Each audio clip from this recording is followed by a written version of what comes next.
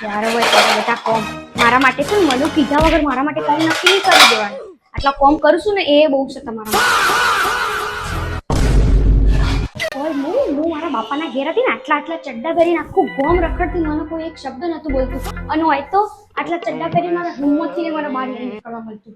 આ બધું પહેરી ફરવાનું આ બધું. હું તો છે ને પહેલેથી આઝાદ પરિંદો છું. મને છે ને ખોટી કોમમાં બોધવાની વાતો નહીં કરવાની નકર મજા નહીં આવે. આ જેટલા ઘરનો નળિયો છે ને એ એવી ખાઈ જાય. તારા ઘેર આપે ને ત્યારે મારી માં મને બધું રોજ બધું ખુશી નવી આઈટમો બનાવ.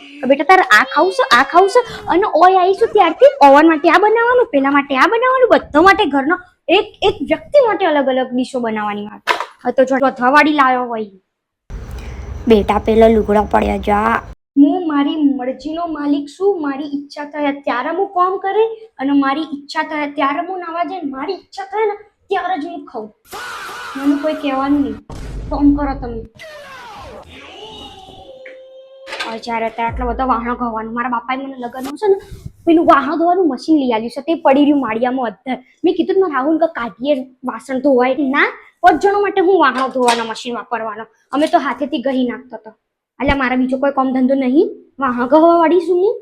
એટલે તમે અલગ જો ને એટલું કાઢજો. અલગ અમે અલગ જવું. અમે અલગ જઈને 2 જણા માટે હું મશીન વાપરી 2 જણા માટે વાત તો કરીશ ખોટી.